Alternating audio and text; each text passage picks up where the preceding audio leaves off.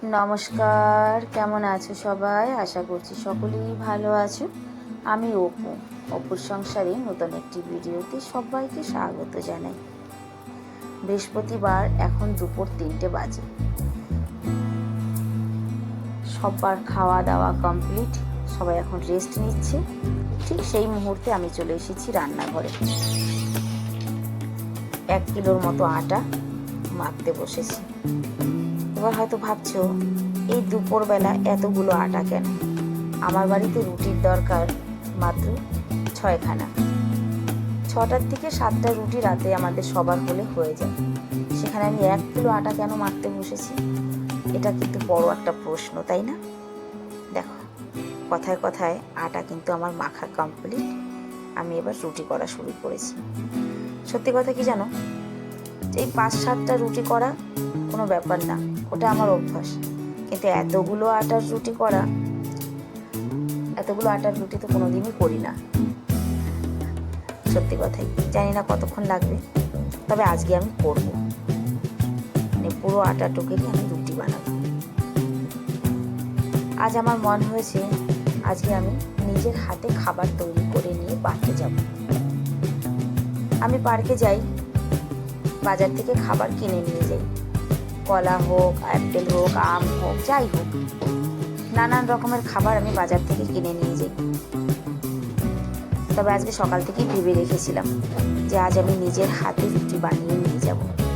আমি এর আগেও একদিন নিয়ে গেছিলাম, সেটা প্রায় বছরখানেকেরও আগের কথা।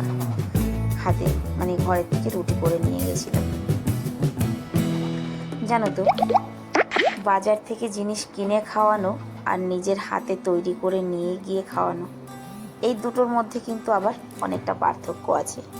পার্থক্য বলতে ভালো লাগা না লাগার যে পার্থক্যটা, সেটা মানে এই যে নিজের হাতে করে নিয়ে গিয়ে খাওয়াবো, এই জিনিসটায় আলাদা একটা তৃপ্তি আছে, মনের মধ্যে একটা আলাদা খুশি আছে। দেখো কতগুলো রুটি করে ফেলেছি। কতগুলো রুটি হবে বলো তো? এখানে একটা আন্দাজ করে রুটি বানানো শেষ, ব্যাস এই রুটিটাই লাস্ট। রুটিগুলো দেখে আন্দাজ করে বলতে পারবে কতগুলো রুটি হয়েছে এখানে? তবে হ্যাঁ, ফলাদি নিয়ে গেলে তার পরিমাণটা বেশি হবে, সেই তুলনায় রুটিটা কম। 40 থেকে 50খানা রুটি হবে, তার বেশি হবে না। পুরো আটা মাখার থেকে নিয়ে রুটি করা পর্যন্ত আমার পুরো 1.5 ঘন্টা লেগেছে। 4:30 বাজে এখন। এক্ষুনি গিয়ে বাপিকে তুলব।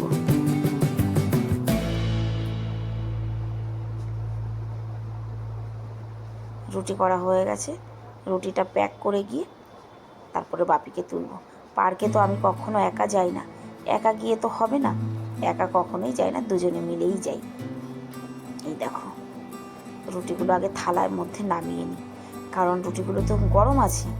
গরম রুটি তো আর এইভাবে প্যাক করা যায় না, থালায় একটু নামালে পরে বেশ একটু ঠান্ডা হবে। নাও, হয়ে গেছে। এবার এগুলো একটা চিল্লির মধ্যে সুন্দর করে প্যাক করে নিতে হবে। রুটিগুলো বানাতে বানাতে সত্যি আমি কিন্তু ঘেমে চেমে পুরো একাকার হয়ে গেছিলাম। যেহেতু গরম আছে, কারণ পরশুদিন একটুখানি বৃষ্টি হয়েছে, আর বৃষ্টির দেখা নেই। শুধু ওয়েদার দেখে দেখেই থেকে যাচ্ছি, বৃষ্টি আর নেই। সুন্দর করে গুছিয়ে নিই, তারপরে গিয়ে বাপিকে ডেকে আনি। এবার আমিও একটু তৈরি হব, কারণ পার্কের থেকে আমরা একটু অন্য জায়গায়ও যাব, যেহেতু সেই জন্য একটুখানি রেডি হয়ে বেরিয়েছি। চলো পৌঁছানো যাক ধীরে ধীরে পার্কে। আজ কিন্তু সারাদিন রোদ নেই, মেঘলা আকাশ, তার মধ্যে কেমন যেন একটা বিচ্ছিরি গরম। আর এই যে দেখো, পার্কের সামনে এখন কিন্তু বিশাল বড় ট্যান্ট লাগছে। তার কারণ এই যে শ্রাবণ মাসে যত লোক কাবার নিয়ে যায়, তাদের রেস্টের জন্য, ফলাদি জলাহার করার জন্য এই ট্যান্ট লাগানো হয়।